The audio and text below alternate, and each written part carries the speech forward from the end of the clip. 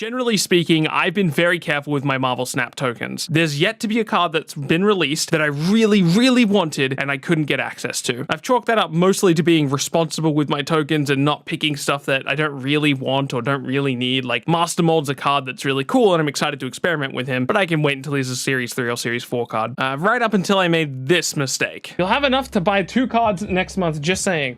Yeah, I need more than 2 next month. Oh, you guys are a bad influence. Whatever, dude. Whatever, dude. No refunds, dude. I get it. No refunds. Cool. We got it. Yeah. Okay, so ignoring that mistake for just one moment, I decided to sit down and do some math and figure out how much tokens I would need next season to purchase all the cards that I wanted, because I started noticing that there was a long list of cards I wanted next season. Nebula is the season pass card, so I don't need to worry about that because I get the season pass every season. But I started looking at the other 4 cards coming to the game next month, and I noticed that I'm likely going to need a lot of tokens next season. Let's go over them individually, starting off with Iron Lad. Iron Lad is a 4-cost, 6-power card with the effect, on reveal, copy the text of your deck's top card. Now, if you know anything about me, you know I'm a big Galactus fan. It's pretty much the only thing I've played since the release of Galactus, and I've been theory crafting about Galactus lists ever since we first saw him in the game, which, if you don't know, was a very long time ago. Iron Lad might end up being a very key card to Galactus strategies going forward, and here's why. Traditional Galactus lists run a lot of key on-reveal effects that they want to trigger at specific times.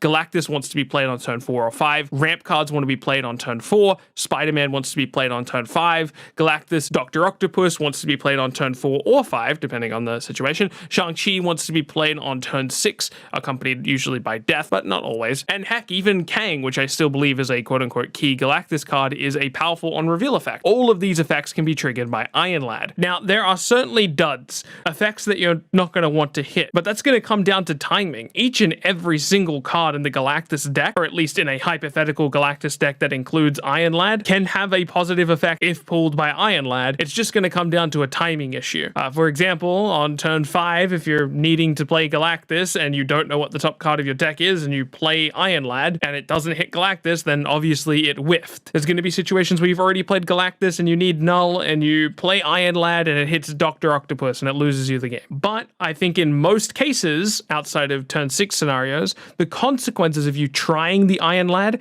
are relatively low. Let's say, for example, I need ramp on turn 4, I play my Iron Lad, I don't get my ramp, and I don't get my Galactus. I get something else. Let's say I hit Adam Warlock. And even that case, it's actually pretty good because a 6-power card is likely to draw cards from the Adam Warlock effect. But let's say I hit, I don't know, something really minuscule, like a Yondu, and that completely whiffs. And even that's not really a completely whiff. I mean, at the worst case scenario, it's a proc for death. But realistically, if I haven't ramped out by turn 4, I'm probably losing the game. Now, I do think that there's a chance Galactus decks might look quite a bit different once they start incorporating Iron Lad. It's just really hard to justify jamming Iron Lad into a Galactus deck right now without cutting some of the more key cards. I mean, really, take this Galactus deck, for example. What do you cut for Iron Lad? I mean, really, it starts getting very difficult. It might be finally time to cut Adam Warlock, as sad as that is, but the more high quality cards you add to the Galactus deck, the less consistent the early game becomes, and the less consistent the Adam Warlock draw is going to become as a result of that. And we've got quite a big number of high quality cards that we want to include in Galactus now. Amplifying that problem, the next card that we're going to talk about also possibly demands a spot in Galactus decks, and that's Howard the Duck. Howard the Duck is a 1-cost 2-power card with the effect ongoing, tap this to see the top card of your deck. Part of the challenge of playing a Galactus deck is judging your current state in the game. If the opponent snaps on turn 4, it's up to you to determine whether you're going to be able to hit your winning line or your winning combination of cards to get you out of whatever the current situation is. Oftentimes, you're forced to retreat against early snaps as a traditional Galactus player, but Howard lets you mitigate that process. If the opponent snaps on turn 4 and I have Electro in play and I don't have Galactus in hand, most of the time I'm retreating there because I need to draw my Galactus to be able to win this game. But if Howard the Duck is on the board, I can click on Howard the Duck and I can find out, hey, Galactus is getting drawn next turn, so I know I'm going to have Galactus when I need him. Now I don't need to retreat in the spot that I would otherwise retreat. These type of key scenarios that can save you from retreats are way more important than they seem. If a game was previously going to be -1 cube and now all of a sudden it's a +2 or +4 cube game, that's a net swing of +3 or +5. That's all the difference in the world when it comes to climbing or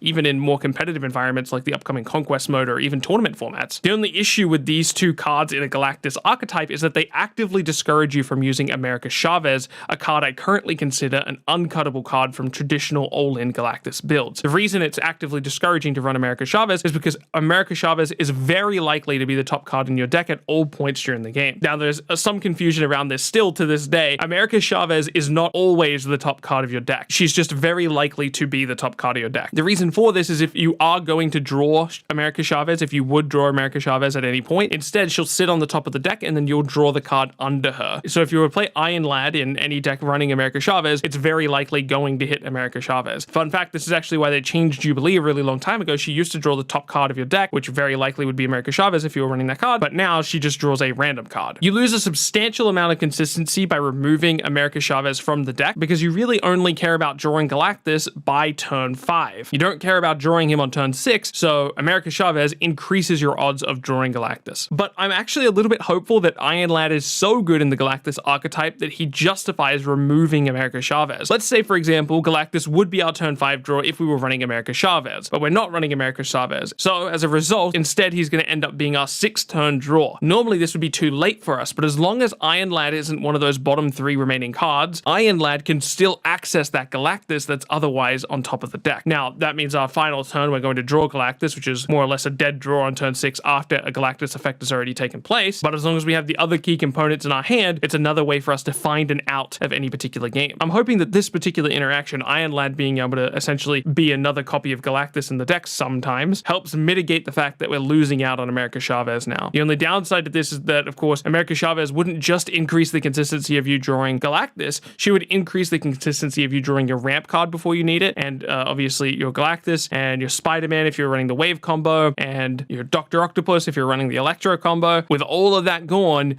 the consistency of your deck might be significantly worse. But again, I'm hopeful that Iron Lad is enough to mitigate that. As you can tell, I'm very excited about those 2 cards. So that's immediately minus 12,000 tokens right there. But what about the other 2 cards? Let's start with High Evolutionary, who is a highly anticipated card by the entire community. High Evolutionary is a 4-cost, 7-power card with the effect at the start of the game, unlock the secret ability of all your cards with no abilities. Here is a graphic featuring all of the affected cards: Wasp, Misty Knight, Shocker, Cyclops, The Thing, Abomination, and Hulk. I won't bother reading all of these, but if you want to know what they do, they're on screen right now. Most of them revolve around this afflicting enemy with minus power aesthetic or archetype, which I think is really cool. So yes, obviously this is really awesome. I haven't spent a ton of time theory crafting High Evolutionary decks, but my assumption is that a good High Evolutionary deck will feature both Wave and She-Hulk, heck, even maybe Death as well. Primarily because if you afflict 4 cards with minus 1 power, which between Scorpion and the other High Evolutionary cards that you see on your screen right now, that shouldn't be too hard to do. Assuming you meet that condition, Abomination ends up being free after Wave because he's discounted by 4. Wave sets him to 4, he goes down to 0. So if you play Wave on turn 5, your turn 6 in a lot of cases is going to be really strong. In best case scenario, you're able to play She-Hulk plus any other card in your hand, and then also a free Abomination. Seems pretty good to me. Also, one more point about High Evolutionary before we move on. His deck building restriction is super forgiving. He's a 4/6, which isn't bad. Decks run White Queen, unironically, and that card's a 4/6. Now, that has some other implications with cards like Devil Dinosaur that you're also probably running in a deck that runs White Queen, but a 4/7 is not bad stats. You're happily going to play High Evolutionary on turn 4 sometimes, and it's not going to feel like you're skipping a turn at all. I mean, it's probably a below average turn for your deck, but it's not like, it's not like you passed, you know what I mean? As exciting as this card is, I suspect everyone is going to want to theory craft with this card, and I think the optimal version of this list will be found pretty quickly just because so many people are going to be saving up for this one. And honestly, if I had to skip any card during the list of May cards, I think it's going to be High Evolutionary. You heard my long explanation as to why I'm so excited about Howard the Duck and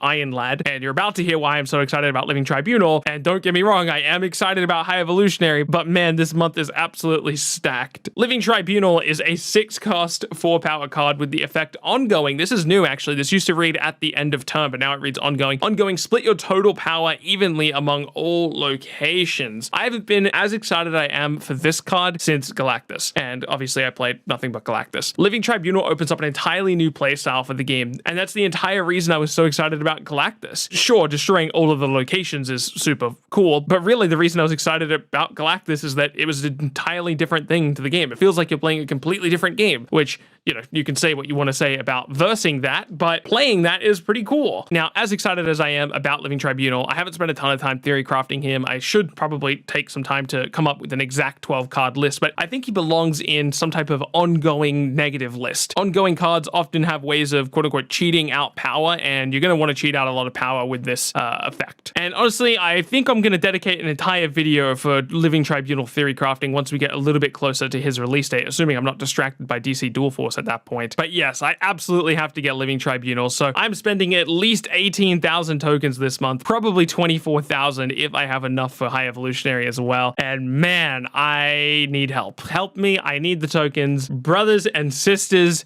donate your tokens to me. How can I afford all of these cards? At the very least, I have to get Iron Lad and Howard the Duck. I can't miss out on these two cards. They scream Galactus, okay? So my priority list goes Iron Lad, Duck, Living Tribunal, and High Evolutionary, which I recognize is probably the opposite of everyone's priority list. Everyone else's priority list is probably going to be like High Evolutionary, Living Tribunal, Duck, then Iron Lad. No, actually, maybe I'm discrediting Iron Lad too much. Howard the Duck's probably on the bottom of most people's priority list, which is crazy, really. I mean, if Howard the Duck was coming out this season or the prior season or even the next season, Howard the Duck would probably be on the top of a lot of people's lists, but probably on the bottom this season just because there's so many high quality cards. All right, I'm going to sign out there. Thank you so much for watching. Keep being awesome, and I'll catch you in the next one.